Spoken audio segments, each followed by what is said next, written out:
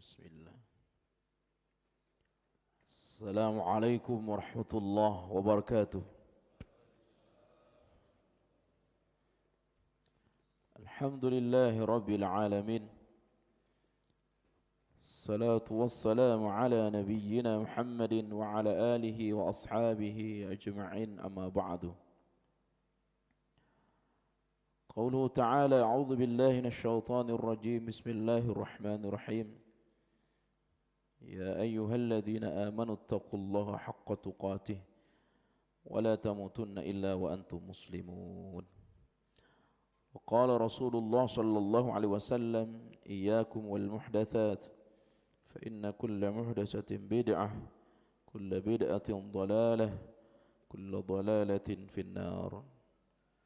عباد الله صائمين صائمات, semoga senantiasa dalam curahan nikmat kasih sayang Allah Subhanahu wa ta'ala.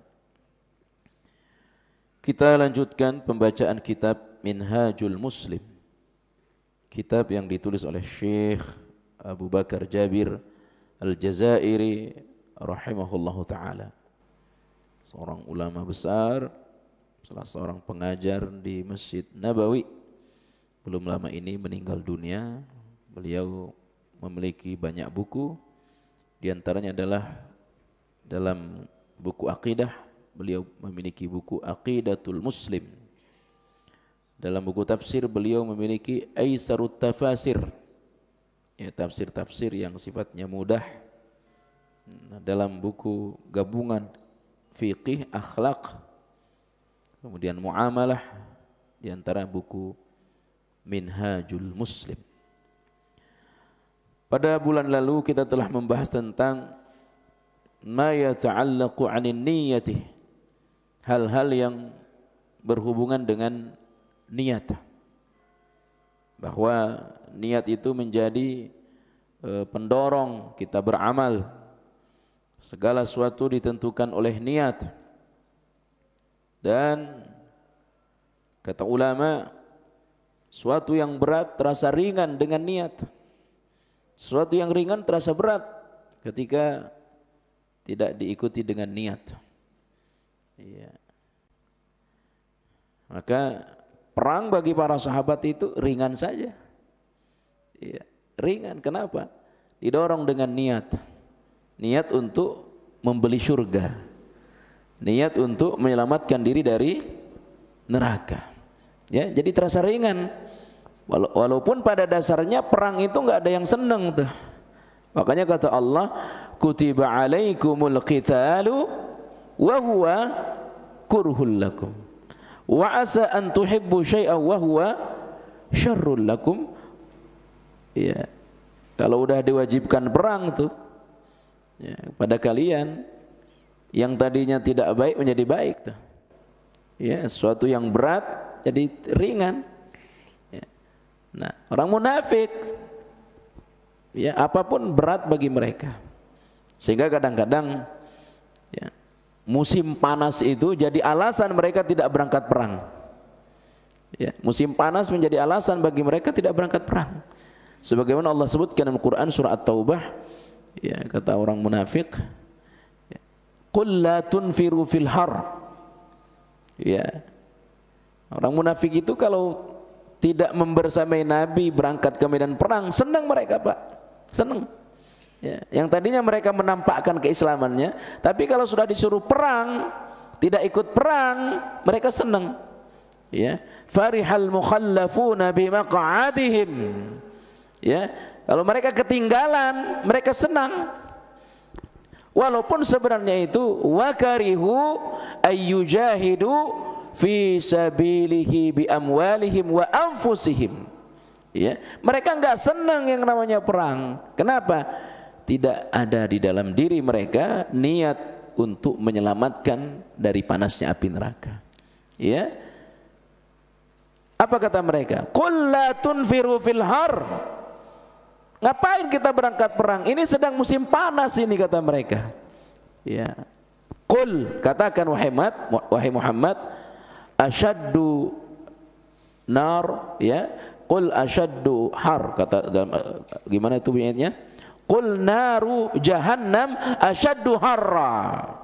Katakan wahai Muhammad, neraka itu apinya itu lebih panas. Ya.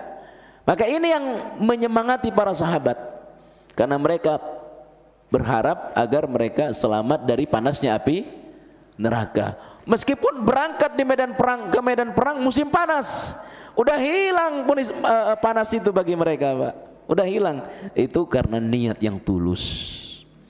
Ya. Demikian semua amal kebajikan kita. Karena itu jamaah rahmati Allah Subhanahu wa taala, niat yang tulus datang dari hati yang bersih. Ya, datang dari hati yang bersih. Maka semakin bersih hati kita, insyaallah kita pun akan fokus menghadap kepada Allah Subhanahu wa taala. Inni wajjahtu wajhiya lilladzi fatara as-samawati wal ardh hanifa. Ya, itu hati yang bersih. Maka fokus pandangannya kepada Allah. Nah,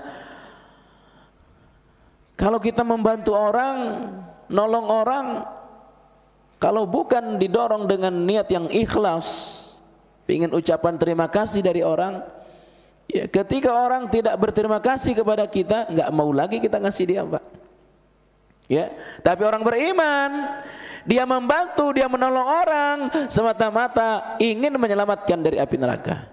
Sebagaimana Allah sebutkan dalam Al-Quran surah Al-Insan, innama nut'imukum liwajhillah la nuridu minkum jazaan wala syukura inna nakhafu min rabbina yawman abusan qamtarira fawaqahumullahu syarra dhalikal yawm walaqahum nadratan wa surura wa jazahum bima sabaru jannatau wa harira. Ini prinsip kita, prinsip nolong, prinsip membantu orang, prinsip ngasih orang itu ngapain?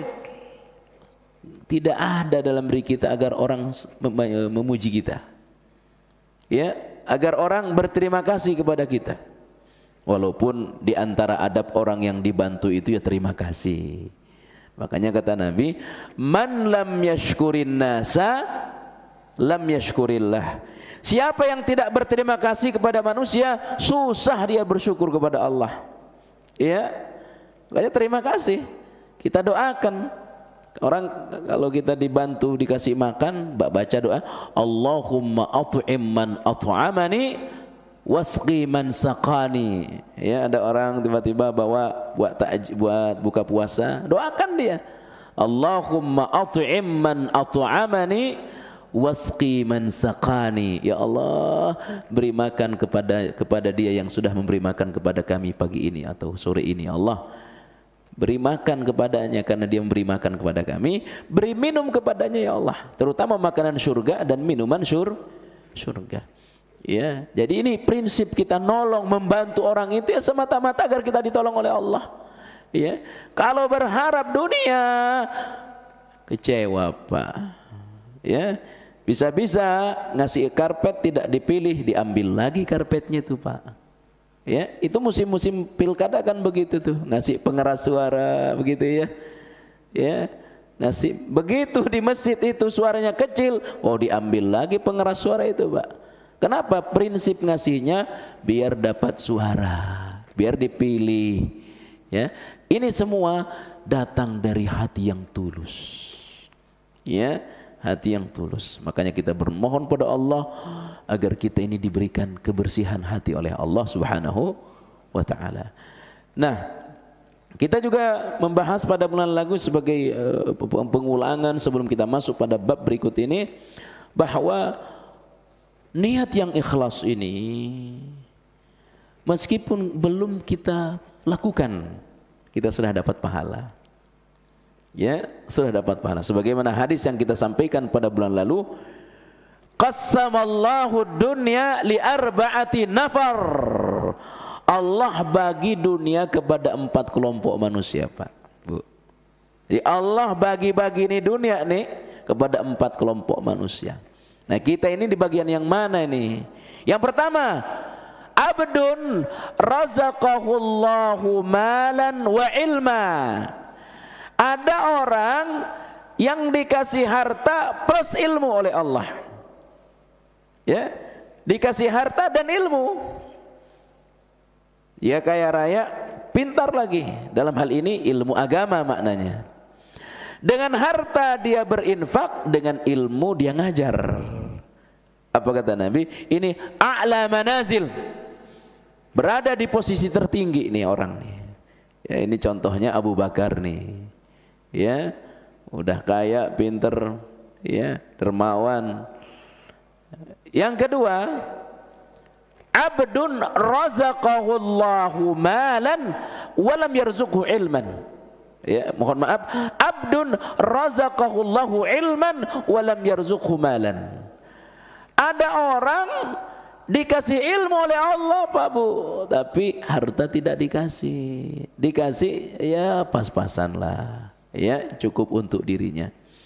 Tapi kalau dikasih pas-pasan dalam arti pas pingin haji ada, pas pingin beli mobil ada, itu enak itu Pak, ya enak itu. Ya ini cukuplah untuk dirinya. Ya kadang-kadang juga mohon maaf bisa tidak cukup.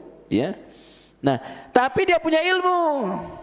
Ya, yang membuat dia takut kepada Allah. Belum bisa bantu orang dengan hartanya. Dia berucap kepada Allah, ya Allah, andai engkau saya dikasih harta seperti dia itu ya Allah, saya pun akan berinfak seperti dia ya Allah. Dia ucapkan itu kepada Allah. Pahalanya sama Pak. Ya, kedudukannya sama kata Nabi. Kenapa? Dengan niat yang ikhlas. Niat yang ikhlas. Yang ketiga, abdun razaqahullahu malan walam yarzuqhu ilman. Ada orang dikasih harta oleh Allah, ilmu tidak. Nggak ngerti dia posisi harta. Dia tahunya harta jerih payah dia. Ya terserah mau digunakan untuk apa. Orang ini uang-uang saya, harta-harta saya, terserah saya lah mau saya apain tuh. Ya, akhirnya dia pergunakan untuk bermaksiat kepada Allah. Ini manusia paling buruk kata Nabi. Ya, paling buruk. Nah, yang keempat, abdun lam yarzuqhullahu ilman wala malan. Ada orang harta enggak punya, ilmu pun enggak punya. Ya. Mohon maaf, udah miskin, maaf bodoh. Ya. Ilmu enggak ada, harta enggak ada, tapi keinginannya tinggi, ya, cita-citanya tinggi. Kalau saya dikasih harta seperti dia, saya bisa jalan-jalan kemana-mana, saya bisa pokoknya segala maksiat mau dia kerjakan kalau dia dikasih uang. Apa kata Nabi? Keburukannya sama dengan yang ketiga itu. Itu niat, ya. Karena itu ya ikhwan, mari tanamkan niat yang ikhlas dalam hati kita. Ya, niat pingin haji, niat pingin umroh, pingin bangun masjid, ya sudah tanamkan saja. Ya, tentu jujur. Jangan udah dikasih nanti lupa. Ya, dijujur.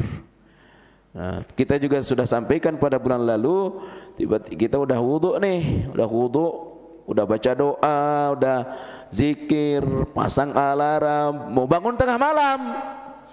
Tiba-tiba bangunnya menjelang sholat subuh, 10 menit mau masuk azan subuh, mana sempat kita sholat tahajud. Ya? Nah Allah sudah catat bagi kita pahala sholat malam. Udah catat ya Pak. Meskipun pahalanya pahala niat, ya, pahala niat. Jadi niat ini luar biasa. Ya, karena itu terus pasang keinginan berbuat baik. Dan an-niyatu mahalluha fil qalb. Niat itu posisinya di dalam hati.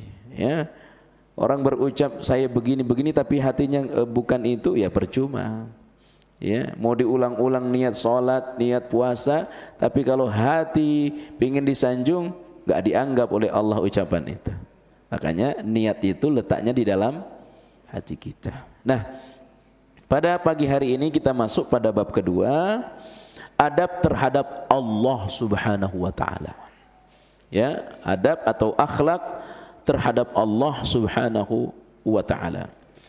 Dan ini merupakan adab dari segala-galanya. Dan nanti mempengaruhi adab pada pembahasan berikutnya. adab kepada Allah. Ikhwan, jamaah rahmati Allah SWT, kita bersyukur kepada Allah. Kenapa?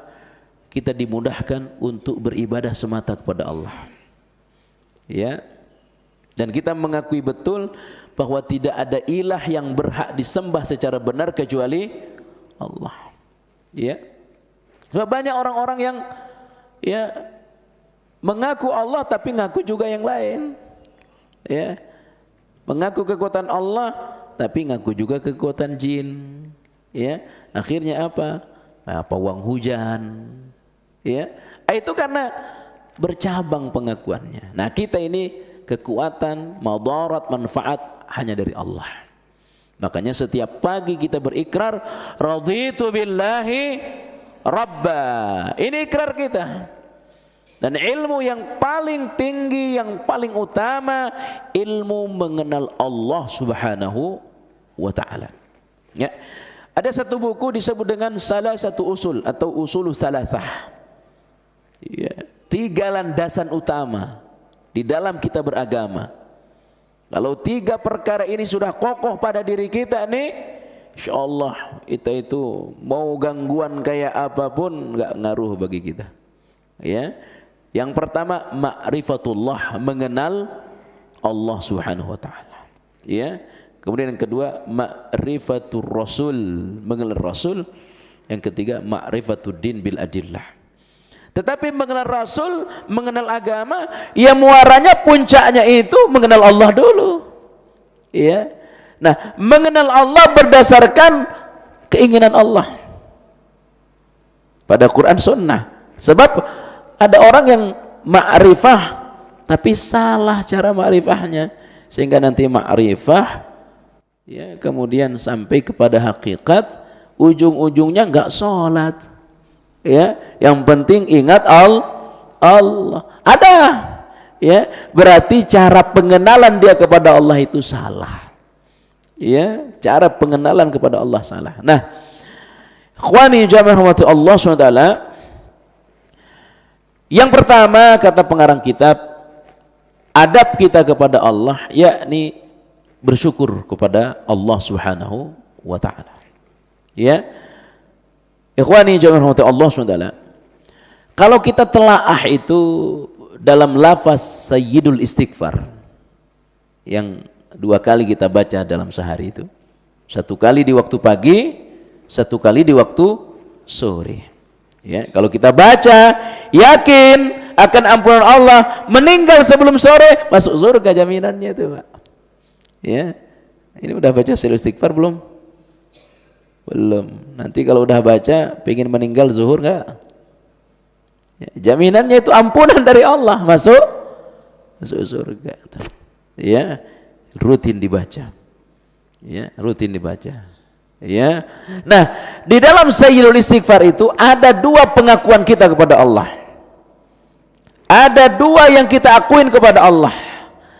Allahumma anta rabbi la ilaha illa anta khalaqtani wa ana abduka wa ana ala ahdika wa'dika mastata'tu a'udzu bika min syarri ma sana'tu abu'u laka bi ni'matika alayya wa abu'u bi dzambi.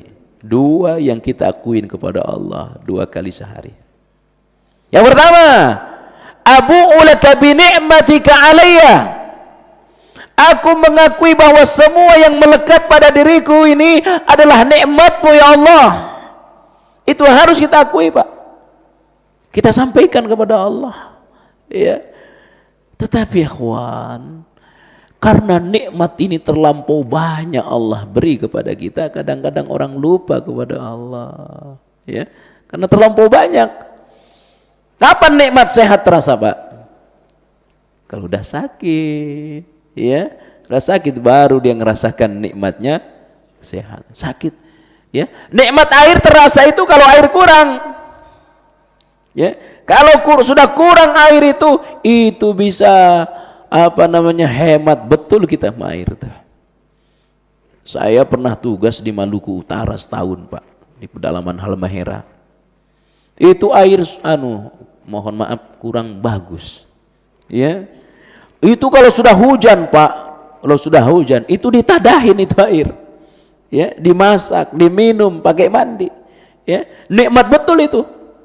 Air hujan itu. Kenapa? Tadinya airnya kurang bagus. Ya.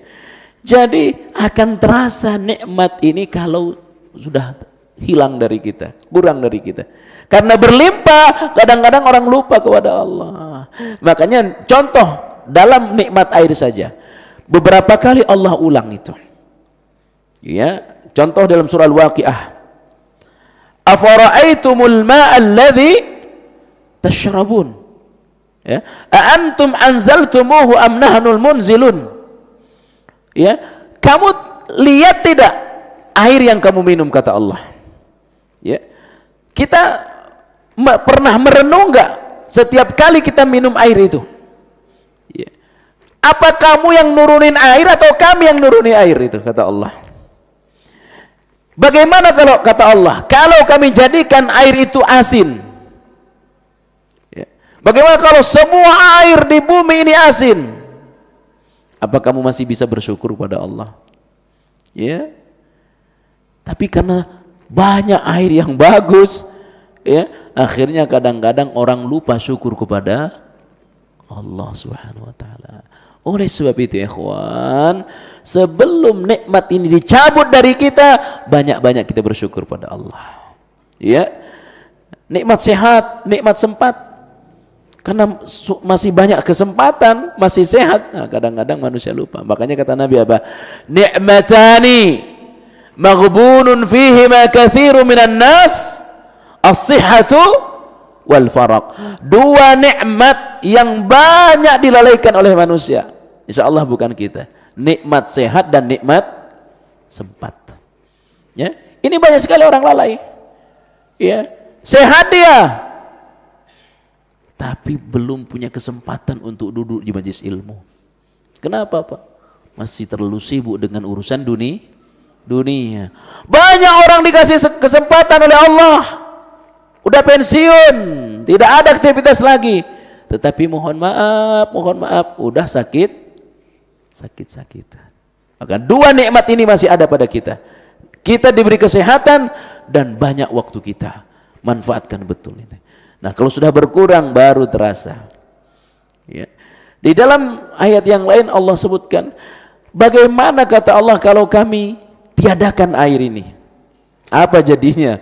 Kalau tiba-tiba semua di bumi ini tidak ada air. Ya. Siapa yang bisa mendatangkan air? Amerika, Cina, Indonesia. Ya, nggak ada yang bisa ngedatangin air. Karena semua datang dari Allah. Tapi karena terlampau banyak nih air, makanya kadang-kadang manusia lupa bersyukur kepada Allah Subhanahu wa taala. Ya. Jadi saudara, jamaah rahmati Allah Subhanahu wa taala, ini adab pertama kita pada Allah. Akuin betul bahwa seluruh yang melekat pada diri kita ini nikmat Allah Subhanahu wa taala. Ya. Di dalam Al-Qur'an surah An-Nahl ayat 53 Allah berfirman, "Wa ma bikum min ni'matin faminallah."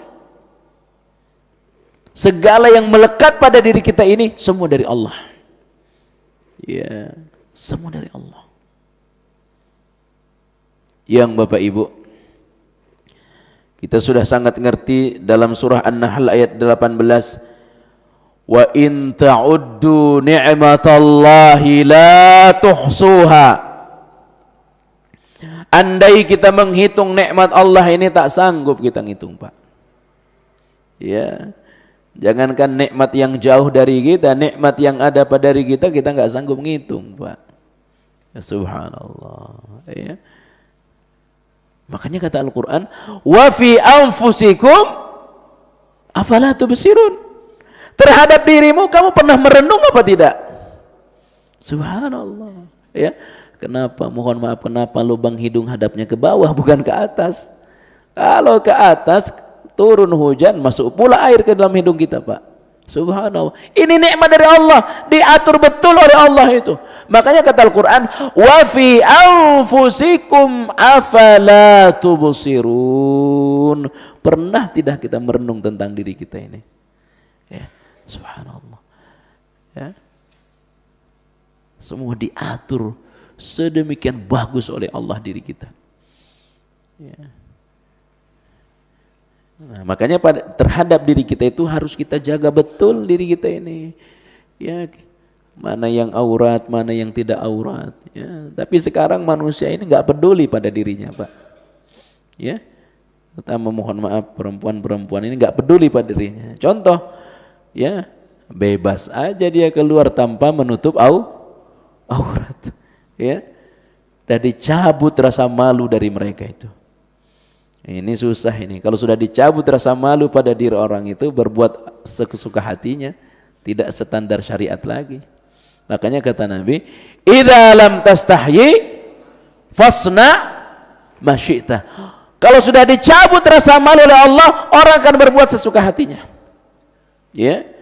Nah, wanita-wanita yang mengumbar aurat itu adalah mereka yang tidak peduli kepada dirinya. Kenapa? Dicabut rasa malu dari mereka. Sehingga ya diumbar auratnya. Iya. Jadi kita harus merenung. Perempuan disuruh pakai jilbab itu terhormat sekali dia. Ya, sangat terhormat perempuan kalau pakai jilbab, apalagi kalau pakai cadar, sangat terhormat. Ya. Kalau dia membuka auratnya itu terhina sekali, Pak. Iya. Apalagi sekarang bukan hanya di jalanan, di media sosial dipajang pula itu. Seorang syekh ditanya, apa hukumnya perempuan ya memajang fotonya di media sosial? Maka dijawab, apa jadinya kalau berlian ditaruh di pinggir jalan? Emas-emas yang bagus-bagus mahal itu ditaruh di pinggir jalan, pada diapain itu? Ya diambil. Ya. Ya, jadi rebutan. Nah, begitulah perempuan-perempuan yang mudah mengumbar fotonya di media sosial. Ya, itu laki-laki semua melototin dia itu. Ya, nah, mudah-mudahan bukan istri kita, bukan anak perempuan kita. Ya, nah saudara jamaah Allah SWT. Wa in ta'uddu ni'matallahi la tuhsuha. Kalau kita hitung nikmat, tidak usah yang jauh, yang melekat pada diri kita, enggak sanggup kita ngitung ini, Pak. Enggak sanggup kita. Makanya dalam Al-Qur'an surah Luqman Allah juga sebutkan, andai lautan dijadikan tinta, pepohonan dijadikan pena, ngitung ini nikmat Allah sampai habis itu laut, belum habis nikmat Allah dihitung. Ya, bahkan datangkan lagi 7 lautan, 7 daratan. Ya, sudah habis samudra itu, sudah habis. Ya, bumi ini kan lebih luas laut daripada apa? Darat. Ya, lebih luas. Ini dijadikan tinta di lautan, Pak. Belum habis nikmat Allah dihitung, udah habis air lautnya. Atau datangkan lagi kata Allah 7 lautan, nggak bakal habis. Padahal yang ada di dunia ini hanya satu bagian. 99-nya di mana? Nanti di surga. Disiapkan untuk penghuni surga. Insya Allah kita di sini semua masuk surga mudah-mudahan. Ya. 99.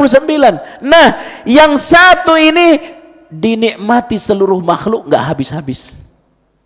Ya. Cuma kadang-kadang manusia ini rebutan yang satu, lupa yang 99. Ya, dengan yang satu ini ada yang berantem lah, ada yang bermusuhan lah, ada yang baku fitnah, baku hantam, gara-gara yang satu. Padahal Allah siapkan 99 untuk orang-orang baik nanti di surga.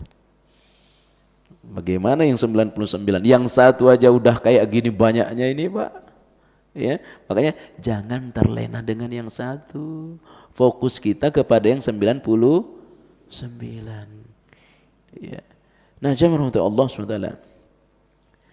Allah sebutkan juga dalam Al-Quran surah Al-Baqarah 152. Surah Al-Baqarah 152. Fadhkuruni adhkurukum washkuruli wala takfurun. Ingatlah aku akan ingat kalian. Ya. Jadi semakin kita ingat Allah, Allah akan ingat kita. Tapi kalau kita sudah lupa kepada Allah, Allah jauh lebih lupa kepada kita. Ya, dalam surah Al-Hasyr itu, ya, jangan sampai kita lupa kepada Allah. Allah pun akan lupa kepada kita. Wala takunu kalladzina, gimana bunyinya itu? Fa ansahum anfusahum. Ya. Allah lupa, bahkan dirinya pun lupa kepada dirinya. Ya, itu akibat pertama lupa kepada Allah. Jadi orang kalau lupa kepada Allah, Allah lupa kepada dia, dia pun lupa kepada dirinya. Maka kita selalu disuruh oleh Allah untuk mengingat-ingat Allah. Ya, berzikir pada Allah. Ingat Allah ini obat, Pak. Ingat manusia penyakit. Ini ungkapan Umar bin Khattab. Umar bin Khattab berkata, "Alaikum bidzikrillah fa innahu syifa," katanya. Ini ungkapan Umar Khattab. Perbanyaklah ingat Allah, karena ingat Allah ini obat. Iya. Cuma kadang-kadang orang kalau sakit yang diingat itu rumah sakit mana ya? Dokter mana yang bagus ini ya?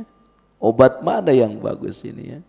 Ya, mestinya kita itu ya kalau sedang tertimpa satu penyakit, yang pertama kita ingat itu Allah. Apa cara yang diajarkan Nabi? Letakkan tangan di posisi yang sakit. Ya, tiba-tiba sakit dada. Letakkan tangan di dada saja, letakkan, baca bismillah 3 kali, lalu baca 7 kali doa, a'udzu bi'izzatillahi wa qudratihi min syarri ma ajidu wa uhadhiru. Baca 7 kali. Ya. Ini penting bagi kita, Pak. Ya. Cuma manusia ini sudah hedonisme, sudah terjangkit penyakit-penyakit dunia. Ya, ada keluhan sedikit ingat dokter, ada keluhan sedikit ingat rumah sakit. Ya. Yang pertama ingat Allah. Ya.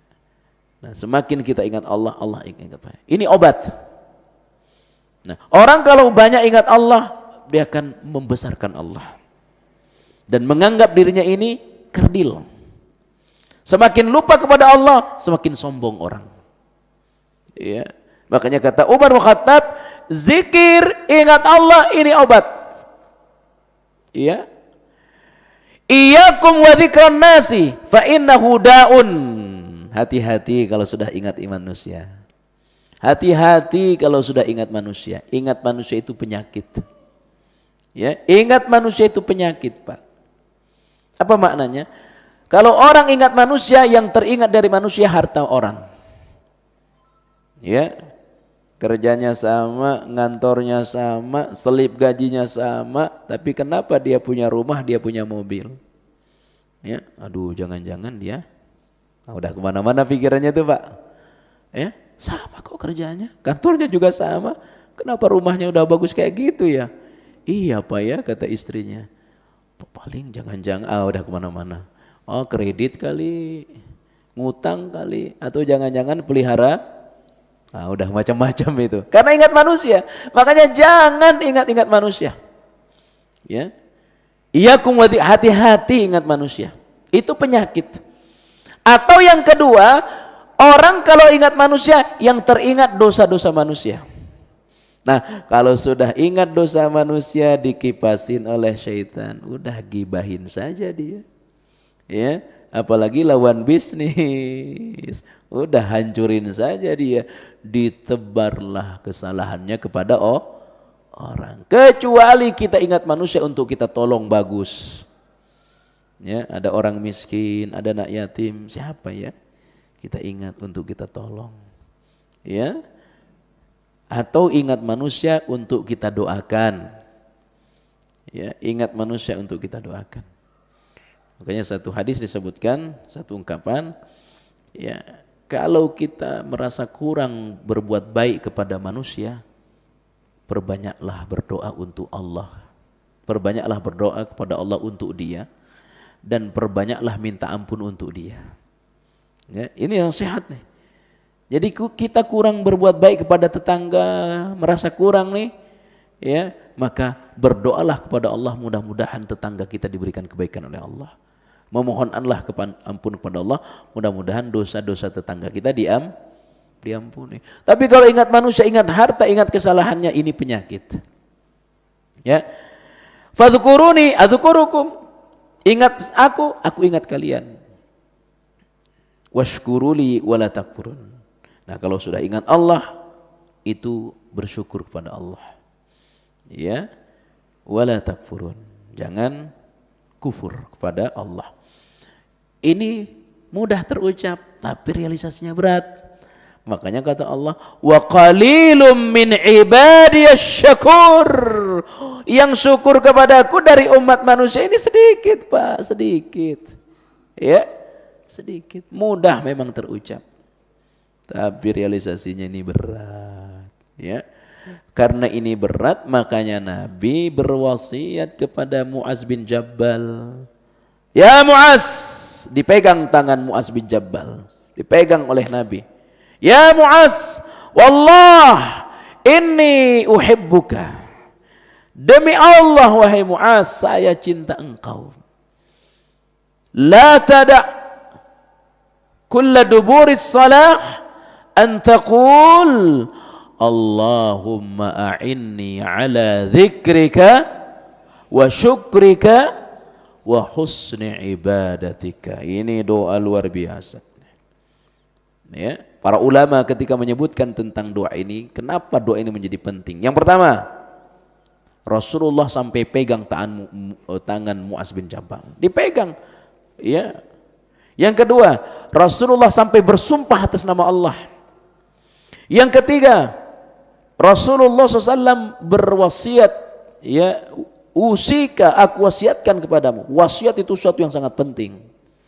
Ya. Wasiat itu suatu yang sangat penting. Ya. Yang keempat, doa ini menjadi penting. Rasulullah sampai bersumpah, Rasulullah melarang Mu'az bin Jabal meninggalkan untuk membaca doa ini. Ya. Jadi ada kurang lebih 5 alasan doa ini mesti kita perhatikan. Kapan doa ini dibaca? Doa ini dibaca boleh sebelum salam, boleh sesudah salam. Lafaznya Allahumma a'inni ala dzikrika wa syukrika wa husni ibadatika. Ibu-ibu sudah hafal, Ibu? Sudah pada hafal Bapak Ibu? Yang belum hafal mesti dihafal, diamalkan doa ini. Kita ikuti. Allahumma a'inni ala dzikrika wa syukrika wa husni ibadatika.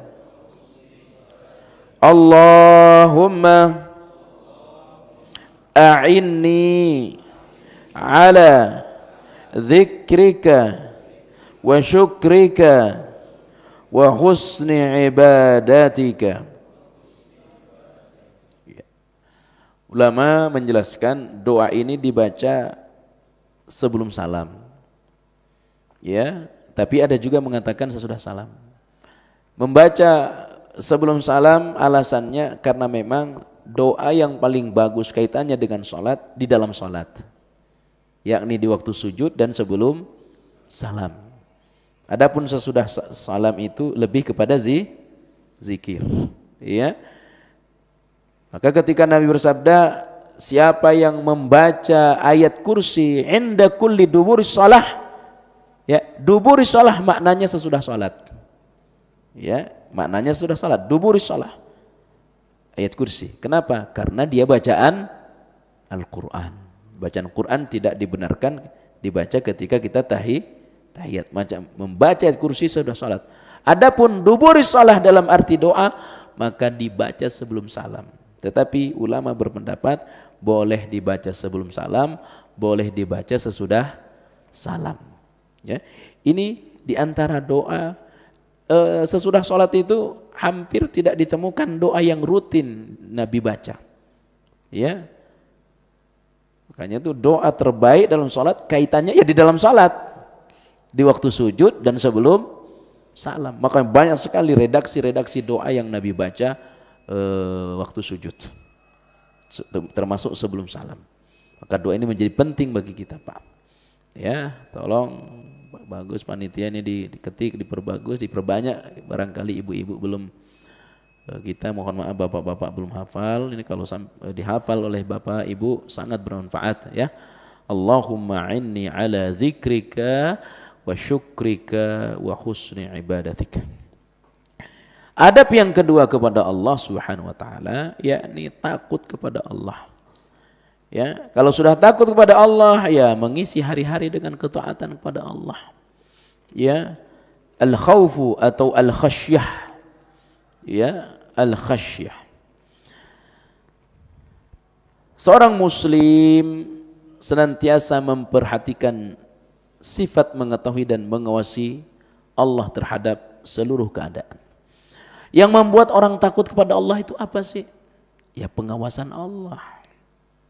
Ya, dalam Al-Quran surah Al-Hadid Allah sebutkan ayat keempat, huwallazi khalaqas samawati wal arda fi sittati ayyamin summa istawa 'alal 'arsy ya'lamu ma yaliju fil ardi wa ma yakhruju minha wa ma yanzilu minas sama'i wa ma ya'ruju fiha wa huwa ma'akum aina ma kuntum wallahu bima ta'maluna basir.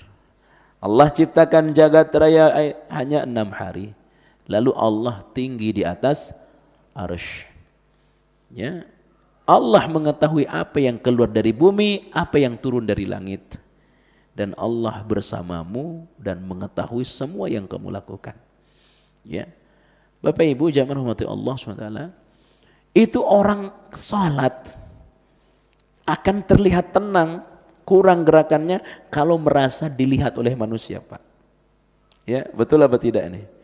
Itu kadang-kadang kalau sudah merasa dilihat itu nampaknya agak panjang pula salatnya itu. Tapi kalau sudah tidak dilihat orang, waduh. Ya, makanya kadang-kadang nih Pak ya, kadang-kadang itu kalau salat jahar panjang sekali. Tapi kalau salat sir, zuhur, asar kok agak cepat salatnya ya. Kenapa? Bacaan Fatihahnya, bacaan Qur'annya tidak didengar orang. Tapi kalau udah didengar itu mendayu-dayu dia. Ya, artinya pengawasan ini berpengaruh terhadap kita. Ya. Nah, pengawasan manusia ada batasnya, Pak. Tapi pengawasan Allah tidak ada batasnya. Mau dimanapun, ya Allah tetap mengawasi kita. Nah, karena Allah Subhanahu wa taala mengawasi kita, tidak mungkin kita melakukan satu yang tidak disukai oleh Allah. Ya, Allah mengawasi kita. Kenapa ya orang korupsi? Karena kurang pengawasan. Nah, akhirnya lahir mungkin KPK dan seterusnya. Ya, ada pengawasan haji, ya. Tapi ya bisa dimainin. Tapi kalau pengawasan Allah tidak. Ya, jadi kata pengarang kitab, seorang muslim senantiasa memperhatikan sifat mengetahui dan mengawasi Allah Subhanahu wa taala terhadap segala keadaan. Sehingga seorang muslim akan memenuhi hatinya dengan rasa takut kepada Allah. Ya. Karena tadi pengawasannya. Memenuhi jiwanya dengan sikap hormat dan ta'zim. Ya, membesarkan Allah Subhanahu wa taala, dan tanda orang takut pada Allah yakni orang tidak bermaksiat kepada Allah di saat tidak dilihat oleh orang lain. Makanya dalam beberapa ayat surga itu ditempati oleh orang-orang yang takut kepada Allah di saat tidak dilihat oleh orang. Ya. Di antaranya dalam surah Qaf Allah sebutkan, man khasyiyar rahmana bil ghaib wa uzlifatil jannatu lil muttaqina ghaira ba'id. Surga itu akan didekatkan kepada orang bertakwa sedekat-dekatnya. Siapa mereka itu? Man khasyiyar rahmana bil ghaib. Takut kepada Allah di saat tidak dilihat orang. Iya. Nah, di antara makna dari ayat ya, wa amma man khafa maqama rabbih wa nahan nafsa 'anil hawa.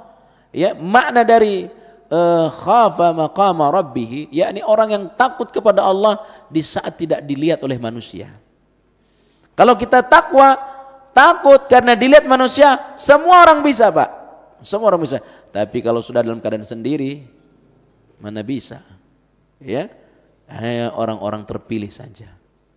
Nah, inilah memenuhi hati kita dengan Allah Subhanahu wa taala.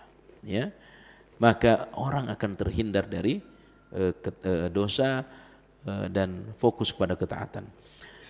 Sikap seorang muslim seperti ini merupakan adab darinya, yakni terhadap Allah Subhanahu wa taala.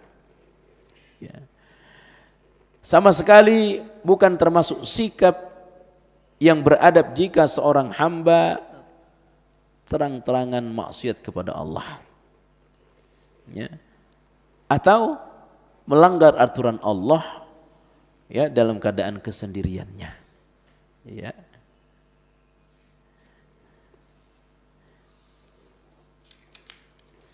Di dalam Al-Quran, di antaranya pada surah Nuh ayat 13 sampai 14, Allah berfirman, "Ma lakum la tarjuna lillahi waqara wa qad khalaqakum atwara."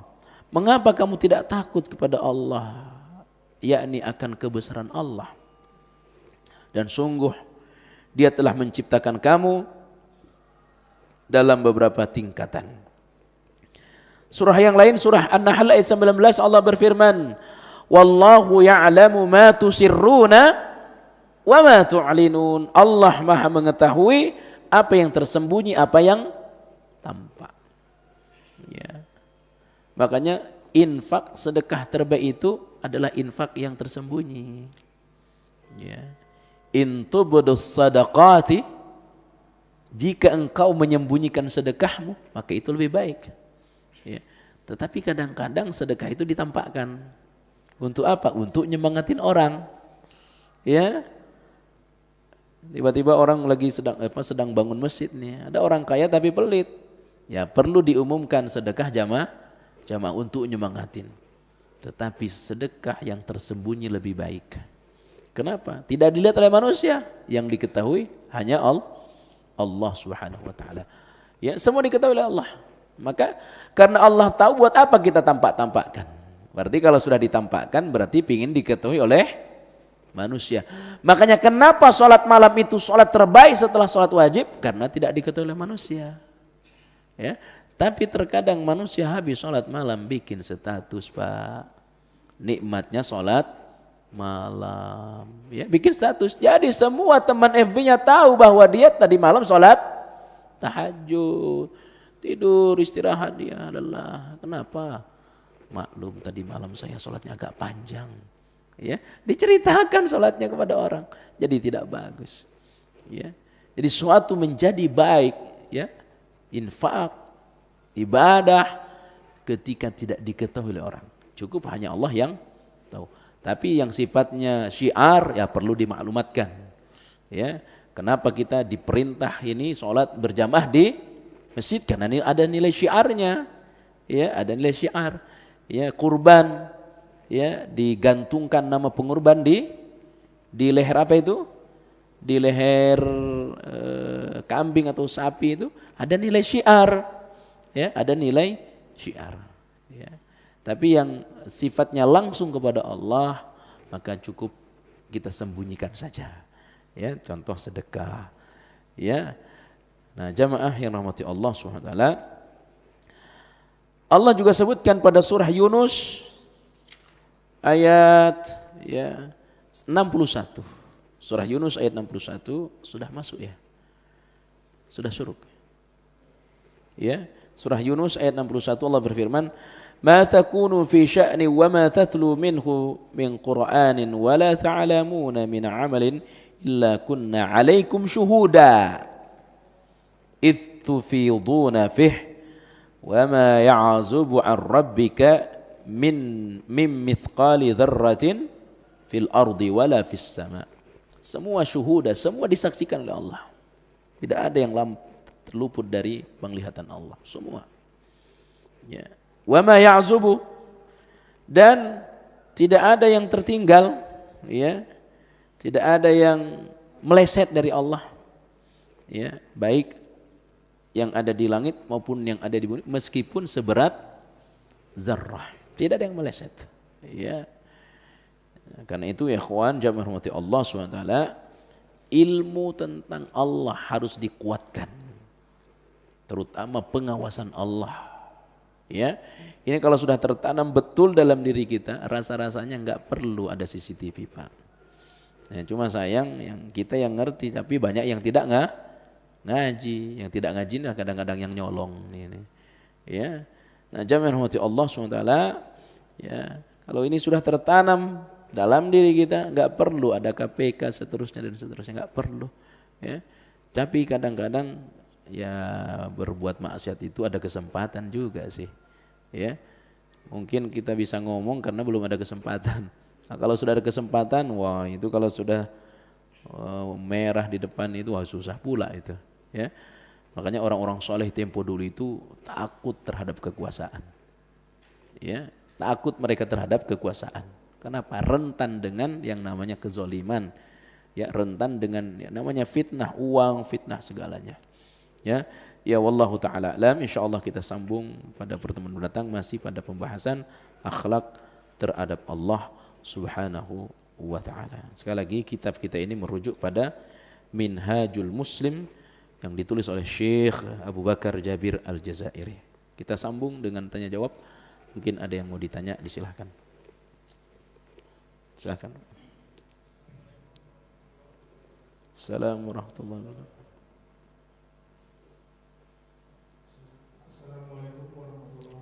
Assalamualaikum warahmatullahi wabarakatuh. Begini Ustaz, masalah pesan wasiat Ustaz. Jadi seminggu yang lalu qadarullah ibu saya dipanggil oleh Allah Subhanahu Allahumma ighfir laha warhamha wa'afiha wa'fu anha wa aqim as-salat. dan beliau waktu di masa hidupnya sempat berwasiat ke adik saya agar barang-barang seperti jalan beliau digunakan oleh adik saya. Tapi adik saya tidak bisa menjalankan itu semua karena posisi rumah dia tidak mencukupi untuk barang-barang tersebut. Adakah cara untuk menyelesaikan masalah itu? Ustaz, demikian.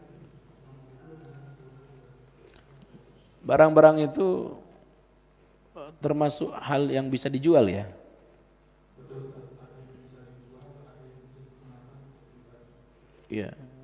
Kalau dijual dan laku, maka tidak boleh dikuasai oleh satu orang. Kecuali dia harus menjadi harta waris. Nah, harta waris itu orang tua tidak boleh berwasiat kepada anak.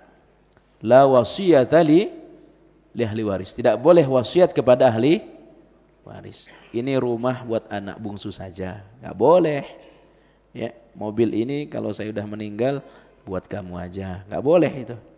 Ya, dan tidak boleh berwasiat dalam hal harta untuk ahli waris karena semua sama posisinya menjadi penerima waris.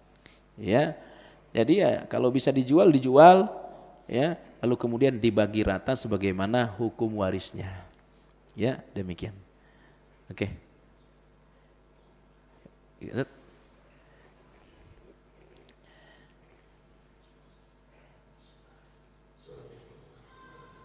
Assalamualaikum.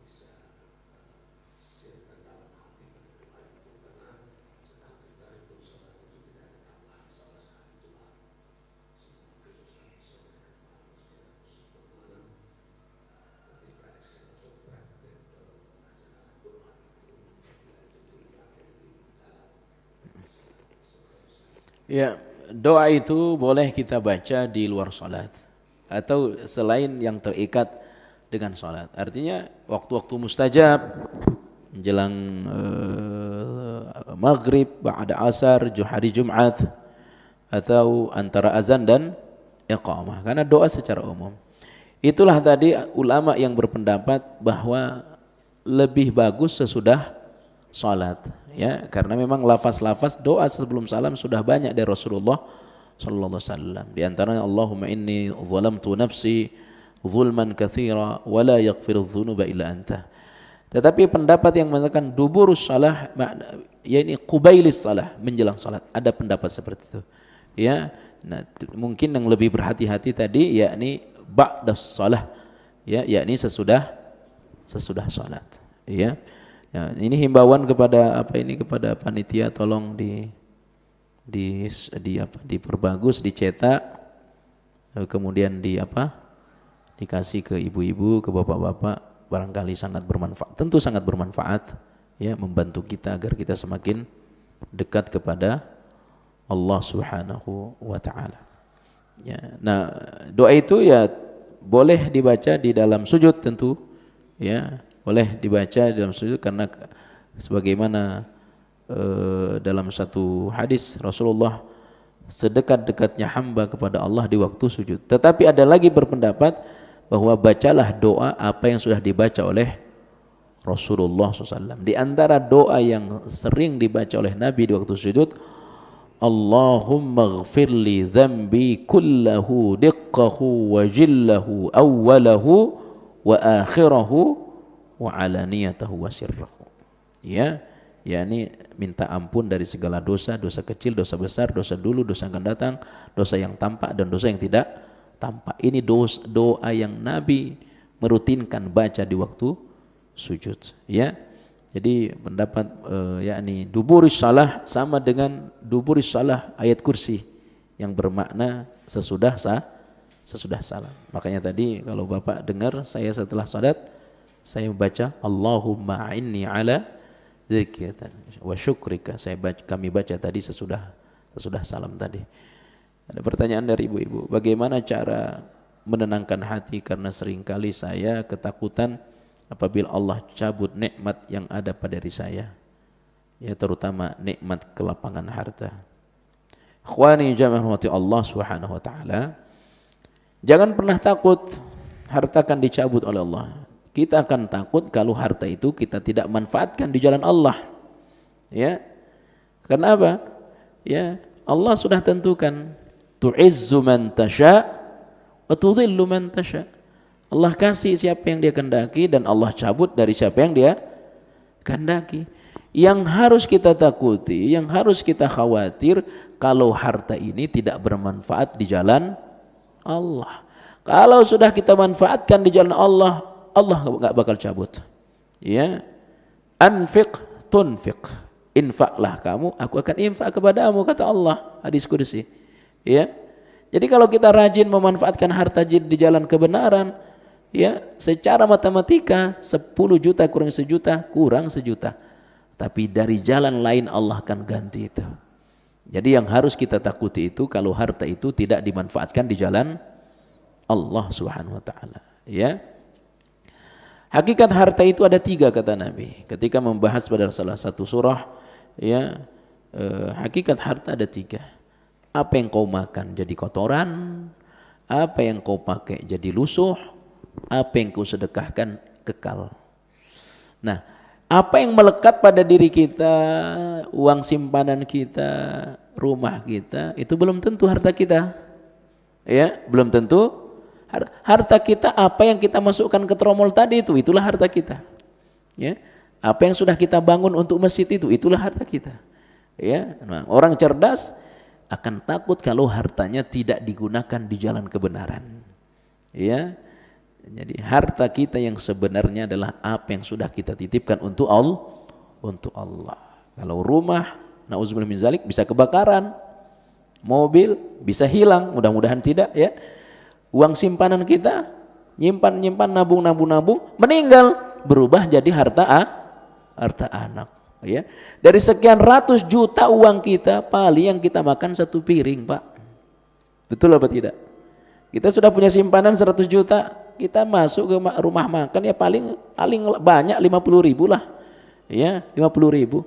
Nah, yang 100 juta itu belum tentu harta kita. Nabung belum tentu. Ya, harta kita apa yang kita sedekahkan, itulah harta kita. Ya, makanya jangan pernah takut harta dicabut oleh Allah. Takut kalau harta tidak dikembalikan pada Allah.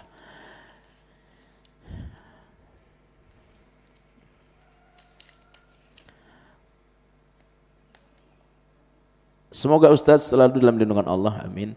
Ustadz Afwan bertanya, bagaimana ibadah yang dilakukan tanpa ilmu, adakah pahalanya? Ya tidak ada. Ya, ibadah yang tidak berlandaskan kepada contoh, kepada sunnah, ya tertolak. Ya, karena itu kata Fudail bin Iyad ketika menafsirkan alladzi khalaqal mauta wal hayata liyabluwakum ayyukum ahsanu amala, ibadah itu seperti burung punya 2 sayap. Sayap yang pertama ikhlas, sayap yang kedua adalah munasabatis sunnah. Makanya tadi ibadah itu bukan pada kuantitas tapi kualitas. Makanya Nabi tadi berdoa wa dzikrika wa syukrika wa husni ibadat. Ibadah yang bagus, bukan ibadah yang banyak. Nabi minta ibadah yang bagus. Apa ibadah yang bagus? Ikhlasun niyah, munasabatis sunnah. Ya, ilmu itulah yang disebut dengan sunnah. Jadi kalau tidak ngikutin contoh, tidak ngikutin sunnah, ya tidak diterima. Ya. Makanya kata Nabi, "Shallu kama ra'aitumuni." Shalli, kalau salat ya sesuai dong tata cara salat Nabi, ya. Khudhu anni manasikakum. Kalau haji ya sesuai manasik Nabi, ya. Jangan sesuai manasik selera pembimbing, ya. Harus sesuai manasik Rasulullah sallallahu alaihi wasallam, ya. Apakah wanita boleh safar dengan sesama wanita keluar kota tanpa mahram? Tidak boleh, ya. Wanita sesama wanita safar, apalagi perjalanan 1 hari 1 malam, ya, lebih dari 83 kilo sesama wanita tidak boleh, ya. Ini hukumnya tidak boleh. Sejauh mana wanita dapat safar dengan sesama wanita yang lain tanpa mahramnya? Sebelum sampai 83 kilo. Walaupun ulama menyebutkan safar itu berapa jaraknya? Tidak ada jarak yang baku. Tetapi sebagai bentuk hati-hati diukurlah kurang lebih 83 kilo. Rasulullah bersabda dalam satu hadis, ya, la tusafiranna imra'ah, tidak boleh seorang perempuan safar, ya, dalam perjalanan 1 hari 1 malam illa ma'adhi mahramin, kecuali ditemanin mahram. Nah, 1 hari 1 malam itu apa itu? Ya, 1 hari 1 malam itu yakni karena di zaman Nabi itu pakai onta, ya, maka kurang lebih dikira-kira oleh para ulama ya 83 kilo, ya, 83 kilo.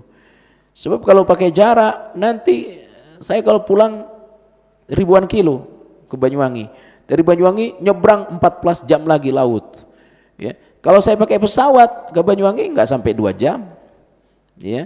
Maka ya, yakni jarak 83 kilo. Jadi perempuan kalau sudah lebih dari itu mesti ditemanin mahram, ya, mesti ditemanin mahram. Perempuan kalau sudah keluar tanpa mahram itu dikipas-kipas oleh syaitan, Pak. Ya, itu tazyin, dikipas-kipas oleh syaitan. Ya, perempuan pergi tanpa mahram menampakkan kelemahannya. Sekuat apapun perempuan, ya, sehebat apapun perempuan, kalau dia berada di atas pesawat tiba-tiba mau mengangkat koper, nampak kelemahannya. Akhirnya dia minta tolong kepada orang, minta tolong kepada orang itu, mulailah syaitan ngipas-ngipas, minta nomor dan sebagainya, mulailah chat-chatan akhirnya. Tapi kalau dia sama suaminya gagah, suaminya mengawal dia, mana ada laki-laki mau ganggu dia, ya. Makanya perempuan itu sangat terhormat kalau dia bepergian dengan mahram. Tanpa mahram itu tidak terhormat. Demikian. Ada lagi, Pak? Ya. Assalamualaikum warahmatullahi wabarakatuh.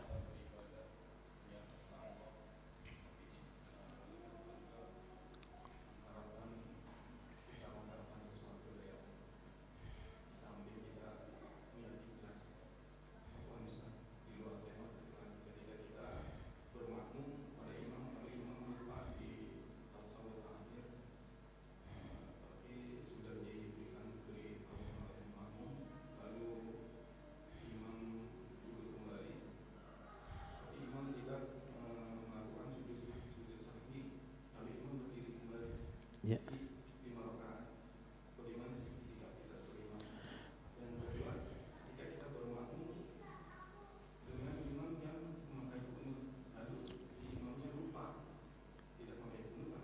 Sujud sahwi. Iya. Iya.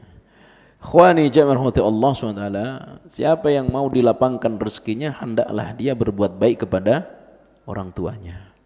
Ya. Saya mendengar betul ceramah guru kita Dr. Firanda Andirja itu, beliau ya senang, ya rajin ngasih nafkah, ngasih uang kepada ibunya karena ingin ditambah hartanya oleh Allah. Ya. Dan itu hukumnya boleh, ya. Tapi kalau ibu bapak sudah tidak ada, lalu kita infak kepada orang, mau apa lagi? Ya, semata-mata karena bakti kita kepada orang tua kita. Ya. Artinya apa? Itu tidak boleh mendominasi. Ya. Boleh kita terbetik dalam hati kita sedekah 10.000, mudah-mudahan nanti diganti oleh Allah 100.000. Ya, terbetik dalam hati. Tapi itu tidak boleh semata hanya untuk itu. Kalau semata untuk itu, nanti kecewa besar kita kepada Allah, kecewa berat kita kepada Allah. Ngasih motor biar diganti mobil, ya, itu pasti kecewa kepada Allah, Pak. Ya, pasti kecewa kita. Apalagi kalau di ceramah umum, pas penggalangan dana, itu kasih 1 juta, nanti dikasih 10 juta oleh Allah. Sekian tahun nggak ada 10 juta, itu bisa dihina-hina Ustadz, bahkan bisa curiga kepada Allah. Boleh sekedar terbesit saja dalam hati, ya. Tapi orang beriman semata-mata hari akhir saja, ya, semata-mata hari akhir. Mau diganti oleh Allah mau enggak bakal kecewa kita. Sama dengan doa, kita doa kepada Allah, mau diijabah oleh Allah tidak diijabah, kita enggak bakal kecewa kepada Allah. Kenapa? Kita sudah beribadah dengan doa kita, ya. Kenapa kau tak tambah doa? Saya sudah doa 1000 kali, belum ada yang diijabah oleh Allah. Ya, saya fokuskan dulu 1000 doa ini, baru saya nambah doa. Jangan.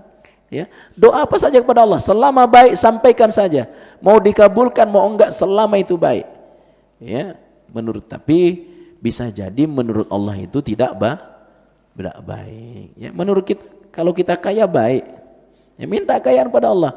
Allah belum ngasih, jangan-jangan kalau kita kasih kaya, bisa jadi kita lupa kepada Allah Subhanahu wa taala. Kemudian yang kedua, agak saya apa tadi yang kedua?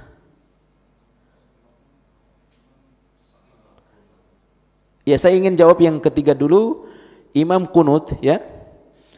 Kita bermakmum kepada imam yang sedang kunut, ya. Kunut subuh, ya. Kemudian apakah kita ikut kunut? Nah, ini juga ikhtilaf para ulama. Ya, kalau saya sendiri memahami kunut itu bukan perkara yang dianjurkan. Ya, artinya ya tadi kita tidak kunut subuh. Bagaimana kalau kita bermakmum kepada imam yang sedang kunut? Apakah makmum harus ikut kunut? Ada pendapat ikut. Ada berarti. Kenapa? Innama ju'ilal imam liyutamma. Imam itu ada untuk diikuti. Tapi pendapat yang kuat dan ini yang kami pegang, yang kami yakini, dalam perkara apa kita ikut imam?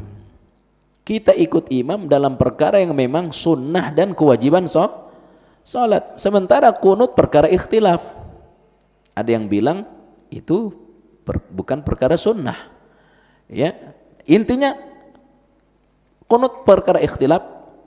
Bahkan ada yang sampai mengatakan itu perkara bid'ah. Bagi kami ya tidak benar, bagi kami. Tapi mungkin ada yang lain ikuti. Maka ketika imam kunut subuh, saya tidak ikut kunut. Ya, saya tidak ikut kunut.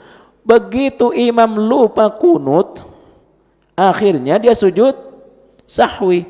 Karena saya sudah menolak tidak ikut kunut, maka sujud sahwinya pun saya tidak akan ikuti. Ya, sujud sahwinya saya tidak ikuti. Dan ini parah lagi. Sujud sahwi itu ada karena meninggalkan rukun dan kewajiban sholat. Sementara setinggi-tingginya kunut itu sunnah saja. Setinggi-tingginya. Kalau dianggap sunnah. Bagi saya, kunut subuh itu tidak ada. Ya. Sesuatu yang sunnah kalau ditinggal dalam sholat nggak ada sujud sahwinya, ya tidak ada. Maka kalau sudah ada sujud sahwi berarti menganggap kunut itu hukumnya wajib. Maka bagi saya kalau dia kunut subuh lalu dia lupa lalu dia sujud sahwi, saya tidak akan ikut sujud sahwi. Sebagaimana saya tidak ikut kunut ketika salat subuh itu. Demikian. Yang kedua apa tadi tuh?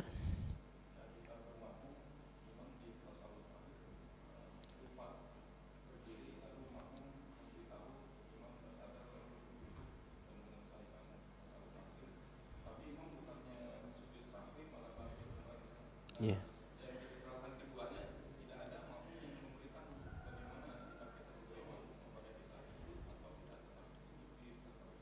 Iya. Ini kasusnya banyak ya. Dalam pekan ini ada beberapa pertanyaan semisal kepada kami. Pertama, kalau imam itu misalkan sholat 4 rakaat, lalu dia langsung berdiri menuju rakaat kelima. Kalau dia sudah berdiri normal, maka tidak boleh lagi ditegur. Ya, tidak boleh lagi ditegur. Artinya tidak boleh dia kembali untuk duduk. Kata Nabi, kalau sudah berdiri tegak, teruskan saja. Ya, teruskan berarti 5 rakaat. Nah, berarti 5 rakaat barulah nanti dia sujud sahwi. Ya, sujud sahwi sebelum salam 2 kali. Nah, cuma ini sudah berdiri, sudah salah tidak pakai sujud sahwi, begitu ya?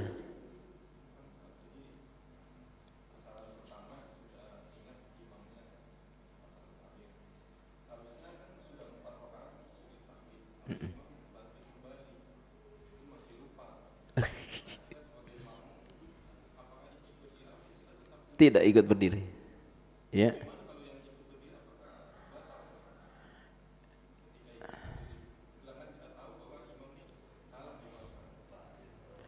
Munfarid saja. Ya. Insya Allah tidak batal karena bisa jadi juga makmumnya nggak ngeh nih. Ya. Nggak ngeh. Makanya kalau yang ngeh kita tidak usah ikut berdiri. Karena ini satu perkara yang salah. Ya, satu yang salah. Bisa jadi yang ikut berdiri itu juga karena tidak ngerti. Kita yang ngerti jangan ikut berdiri. Ya, demikian ya. Ya, jadi kesalahannya double ini. Udah lebih nggak pakai susah sawi naik lagi. 3 kali malah salahnya. Oke, cukup ya. Jadi 2 ya mungkin di antara kita ada yang berbeda. Jadi kalau kami imam kunut subuh saya tidak ikut. Ketika dia sujud sahwi saya juga tidak ikut karena dari awal kami sudah tidak sependapat adanya kunut subuh. Bagi yang melakukan kunut paling setinggi-tingginya sunnah saja. Ya, tidak sampai kepada perkara wajib. Adanya sujud sahwi itu karena ada yang wajib ditinggal dan ada rukun yang ditinggal. Cukup Bapak Ibu ya. Demikian subhanakallah bihamdika asyhadu an la ilaha illa anta astaghfiruka wa atubu ilaik. Wassalamualaikum warahmatullahi wabarakatuh.